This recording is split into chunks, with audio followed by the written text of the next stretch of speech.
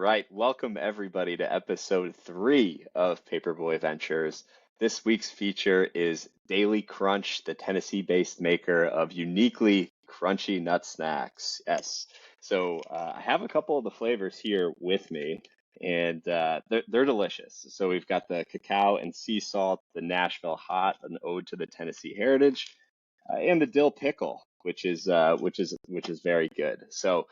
Other than the key differences, the bold packaging, the premium ingredients, the wellness messaging, one thing really stands out about this brand. It's the fact that they're made with sprouted nuts.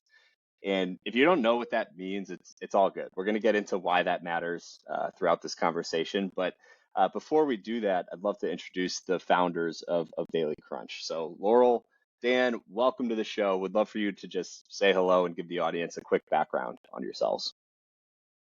Hi, everyone. We're so excited to be here. So, I'm Laurel. And as you mentioned, I'm the co founder. My background is big CPG. So, I worked on Unilever, Hasbro, Diageo. I worked on flagship brands like the Dove campaign for Real Beauty. I'm from the New York City area. I moved to Nashville 10 years ago. And my husband became an entrepreneur. I said, why would you ever want to do that? Yet, 4 years ago, I embarked and I am now an entrepreneur and I absolutely love it. Kyle, thanks for having us today. I'm Dan Stevenson, co-founder and COO at Daily Crunch. I've been in Nashville a little bit longer, got here via way of school, and then went into finance, but I've always had that entrepreneurial passion, back to selling candy in middle school and setting up distribution back then. But, while I was doing corporate finance, I started a mac and cheese line. And that's what kind of got my passion, tapped into that left brain creative side for building and creating products and brands. And, we've been building Daily Crunch for the last 4 years. Amazing. It's great to hear about your background, so thank you for that. Before we get into the brand inception story, I'm just curious, did you both know each other before this venture? How did you start working together? Yeah. I Well, by actually the got way, a Dan, call from somebody that I knew through EO. Yeah.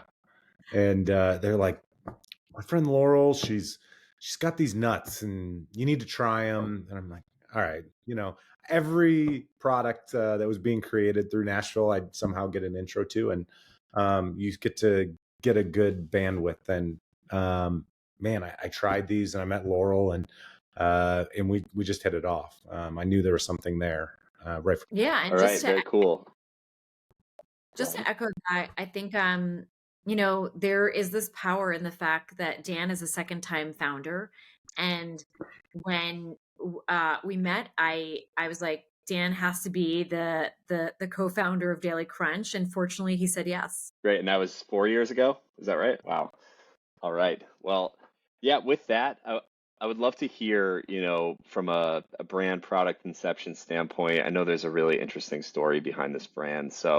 I believe it maybe started in India, and there was some sort of a background story there. So, Laura, would you mind just giving us a rundown on how this whole thing came together from the start? Yeah, my Aunt Diane learned about sprouting nuts and seeds in India over 20 years ago.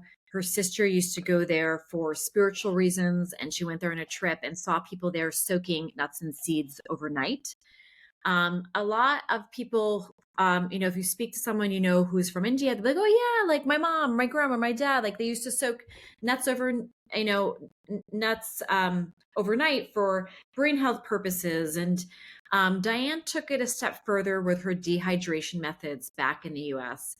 She wasn't trying to start a business, and over the years, whenever I would go to visit her in Michigan, she would give me a bag of these sprouted nuts. I didn't even know that they were sprouted back then. I just knew that they were lighter, airier, crunchier than anything I ever tried. I'm not someone who likes to eat raw nuts. I don't find them interesting. I find them rather boring.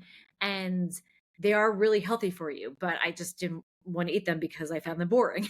But whenever Diane would give me a bag of her sprouted nuts, I would literally like fight with my kids over who could have them. And we just devour the bag. So when I was, just thinking about my next step after Unilever, I kept on going back to Diane's nuts. And I actually was really nervous to call her and just say, "Hey, Diane, you have something really special here. Like, let's launch this." And Diane said to me when I called her, she said, "I've been looking for a sign. Let's do this." And she was real, and she meant that. And that's how we all got to launch in March 2020 on the onset of the pandemic. Wow. Okay. So you got that idea from Aunt Diane over who had took that spiritual trip to India, and I'm guessing that sprouted nuts category is probably a little more common over there. I know me personally, I'm not familiar with even what that really means. So how did you how did you know that this was it? Like was there an aha? Like was it the product was so good? What was it about it that really made you jump off the ledge and go all in? Um, for me, it was the differentiation in that crunch that, we say we satisfy crunch cravings the clean way, that, consumers, they use all their senses. And part of that is their audible senses as well when they're eating. And that crunch really resonated with me where I could snack on it like a chip, but I knew that it was good for me. um, so in India, they don't dehydrate them, they just soak them. And there is a whole, I didn't know that sprouted had all these health benefits. So when you soak nuts and seeds in water, it sheds something called phytic acid, which is an anti-nutrient. When that is removed from the nuts and seeds, it makes them much more nutrient dense, easier to digest, and bioavailable, which means it absorbs in your body a lot faster. So a lot of people who can't eat nuts and seeds because they have gut issues, a lot of the times they can eat sprouted. We are currently in the midst of also doing a really exciting study proving out that nuts and seeds have higher protein than raw or roasted nuts. And in the midst of changing out the nutritional labels. This is a little teaser, but we're really excited about this, and there'll be more news about this in the upcoming months. But, you know, and I think Dan likes to say this, where this is the truth. You can be a better for you brand, but if you don't taste good, nobody's going to repeat purchase your product. And that really comes into our innovative flavors and bringing flavors and innovation to our consumers. But they always know that with Daily Crunch, what they're getting. And that's clean ingredients, that's no sugar, or except for our cacao and sea salt, that's coconut sugar. We never use processed oils. They know what they're getting with us from a brand. And I think that's what really differentiates us aside from our crunch. Yeah, and I just to echo that, you know, from the beginning, I saw crunch as the medium towards taste and texture. And so, coming from a culinary background, um, I I saw this potential for how you could grow and really launch off of what you couldn't achieve with nuts today, outside of this process. And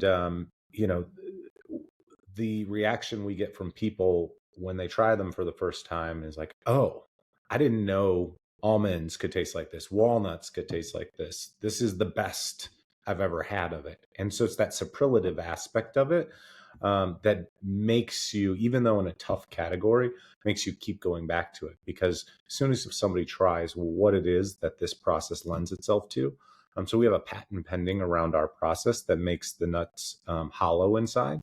It's a time and temp patent. And so we go to a longer time and temp, and it gets this hollow core that really aids to that crunch. And so, we've leaned into this over the years. And so while the aspects of sprouting have nutritional benefits and gut health benefits, it's really tough to lead with education. And so we've led with what we think is great packaging, going off of consumer feedback and things like that. And then also playing off of flavor trends that our consumers want to see in the world.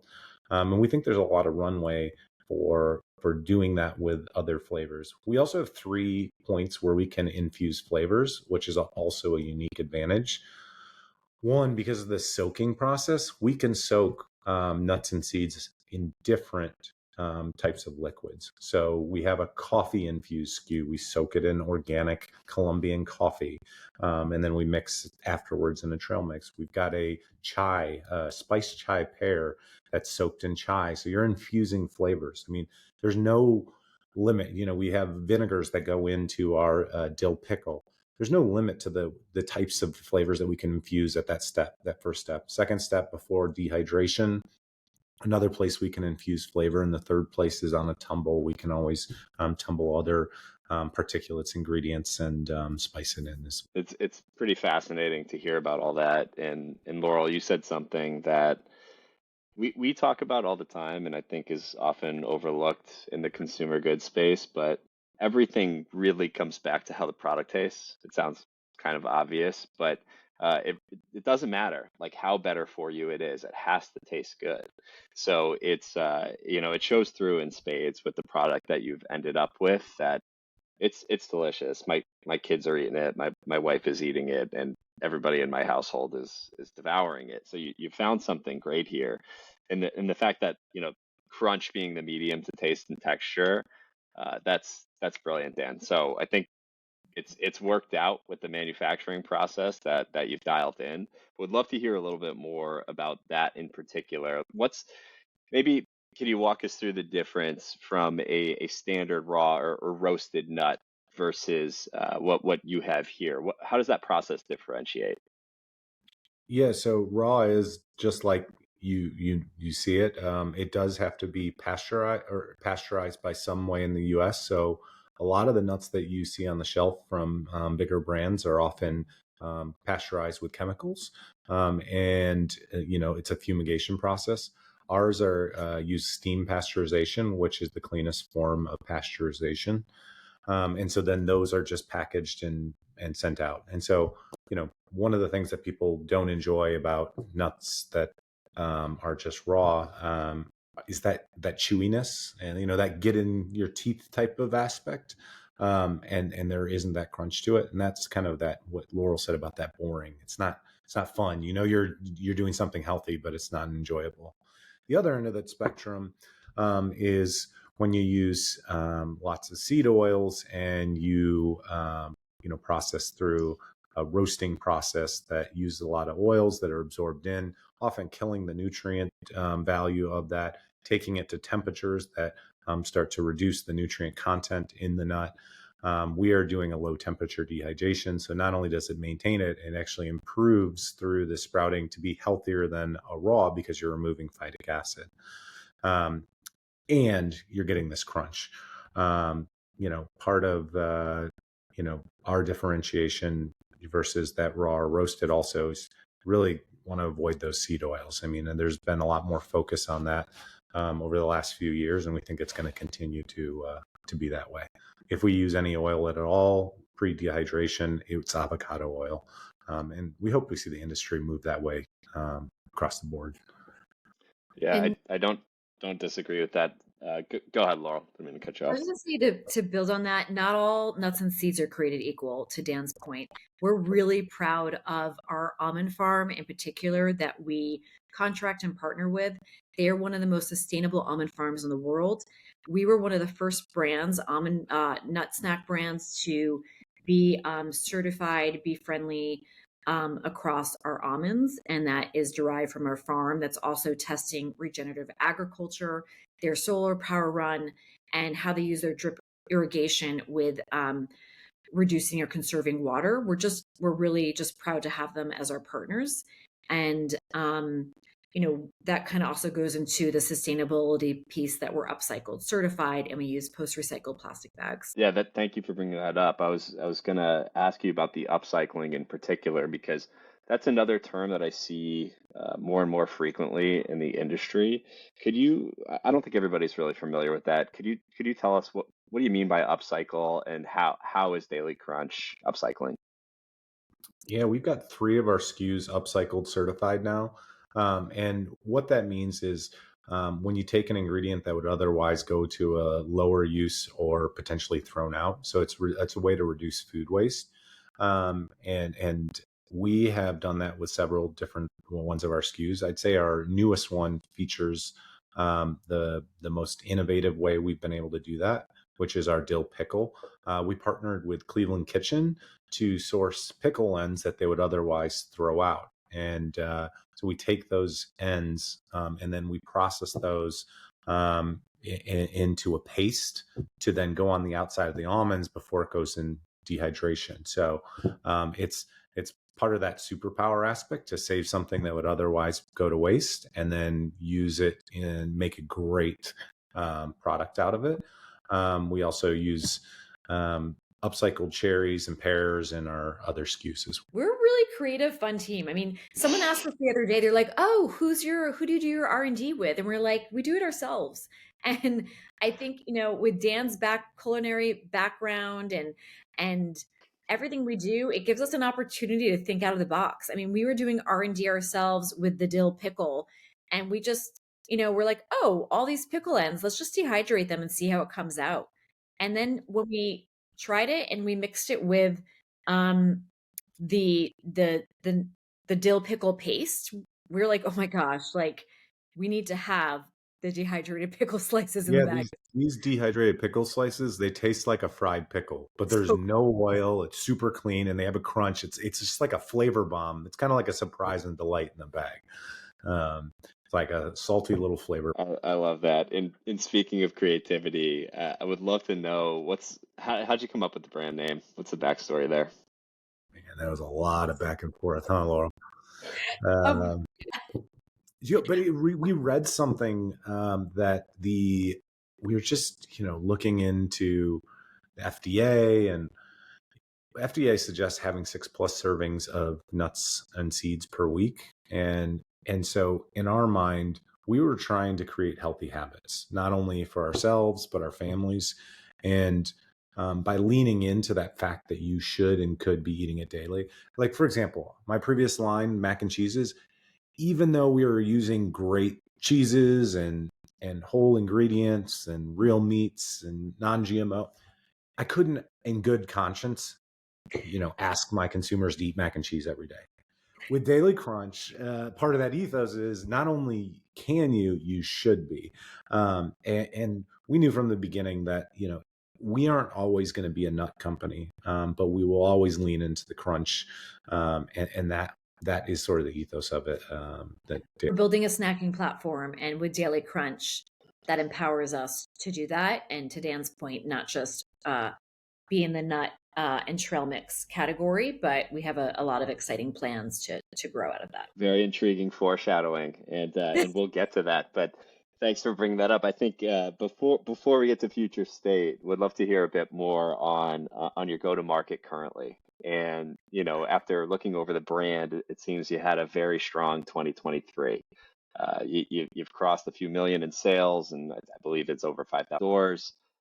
To begin, what's been the biggest learning from selling in retail thus far? Lots of learnings. We're a pandemic brand, so we really had to throw the consumer packaged goods playbook out the window when we launched, and we had to pivot and think outside the box. With a natural channel brand, you typically start in the natural channel, and launching in March 2020, we were constricted with doing that. So it was really Meyer that was the first retailer to believe in us. At the time, we were a Michigan-based brand. We're now a C Corp, but Meyer is also based in Michigan, and they came to believe in us first in 2020. We're still with Meyer, and they actually have an incredible diversity program. We are a woman-owned certified brand. Um, and that was our first kind of touching point into retail that opened the doors for us. It also opened the doors for us with KeHE. We're one of the first 6 snack brands or brands to be part of their Elevate program. And we started to grow from there. But sorry. I thought I turned that off, and it was my son calling me, asking where I am from, picking him up from school. um, No but worries. we're always juggling as entrepreneurs. But I think that within retail, there's just a lot of growth and opportunity that we have been doing over the years. I mean, we just got into Wegmans earlier this year. We have a lot of new excitings, but we're constantly evolving and growing. But we're also just staying in our lane. we try to say, okay, we know we have a lot of competitors, we know we have a lot of brands doing this or that, and we're just trying to stay in our playbook of um, launching in a retailer and growing in that retailer and evolving with them, and not just being a brand on shelf, but how can we really partner together? And a prime example is what you've seen with Thrive Market. We launched with Thrive Market. They were an exclusive with our Nashville Hot. And now they are doing an exclusive with our chai soaked pair. And they have doubled their SKU count with us, and we're just growing with them on how we can be innovative, how we can work on trends together, how can we collaborate with certain brands to bring that to certain retailers that maybe want that as an exclusive, and just learning as we grow. Yeah, Yeah, Thrive is a great account. So it's interesting to hear about the partnership there. With with this year, I'm sure you're looking at expansion plans and looking at certain channels. What's the focus in terms of a channel standpoint? Is it grocery? Is it convenience? Is it e-commerce? What would you say comes top of mind for your team? yeah. I mean, we're not entering any new e-commerce areas or platforms. I'd say that you know we've we've got a strong Amazon strategy and team backing us up there.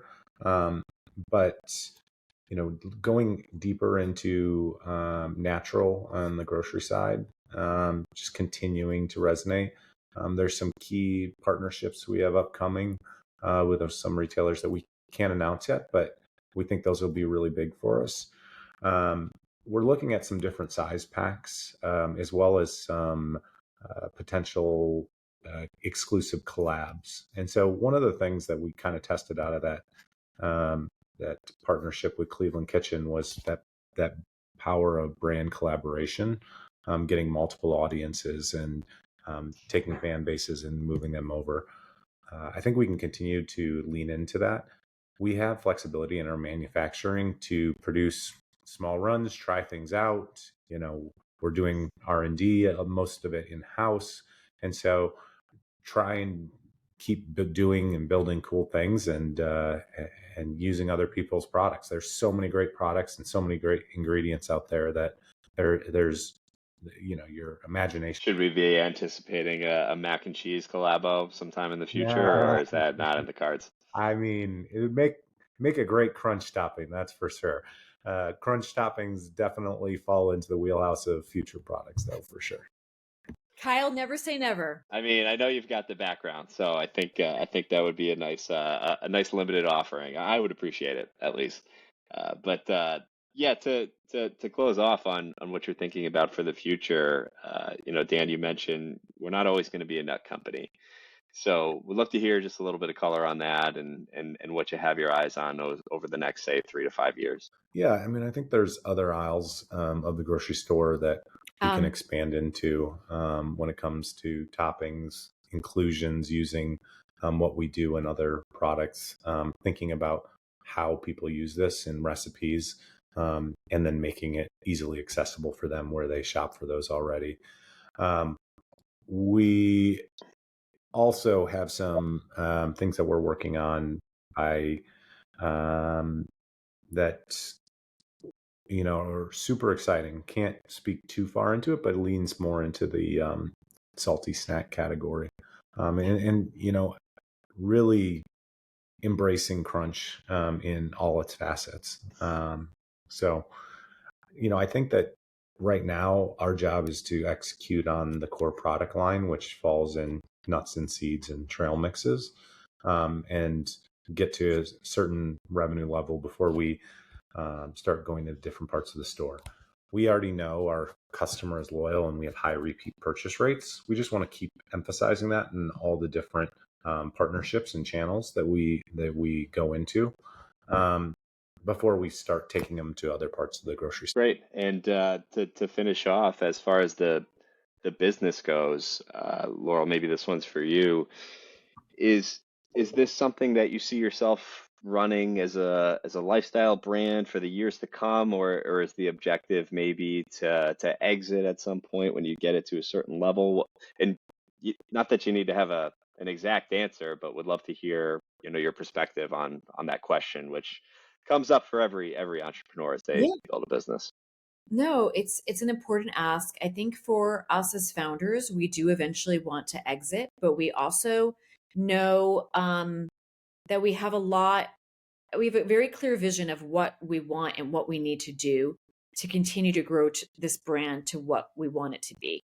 And I think what's really great with Dan and I and how we lead the business is that because of our backgrounds, with Dan's finance background being a second time founder, with my background and being corporate, we do have a good vision of what we want to do before we're ready to exit.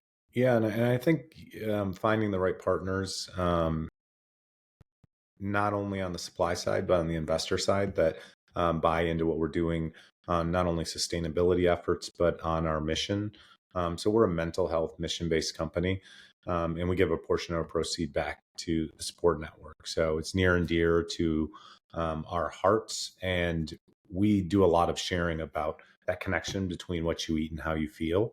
And we think that all ladders up to brain health. So, putting good foods in your body is key to that, and I think most people would agree with it. And the food is medicine in an ongoing way. We don't see that changing. Our customers, flip over the label and they want to know and pronounce everything on the back. And the last thing we want to do is not be able to be proud of like that down to the ingredient level. But if you don't have the right partners from investor perspective or acquirer perspective, that'll preserve those values, or you haven't made them deep enough of what those expectations are, then those can be challenged, if they're not kind of innate in your core into your customer. Thank you for that, Dan. I think the food is medicine point is one that we hear often, and in our food, I think if we treated ourselves with that in mind, our whole population would be quite a bit healthier. So it's been awesome to hear you both chat through the business and how you've built it over the past 4 years, pandemic. So congratulations on everything that you've done. I know it's difficult, insanely difficult, but you're making some incredible progress. So it's great to chat with you both and appreciate you coming on. Thanks, Thank you so Kyle. much, Kyle. And those of you going to Expo West, you are welcome to try some of the dill pickle in person at our booth. Nice plug, Laurel. See you Thank you both. there. Bye, Thanks guys. so much.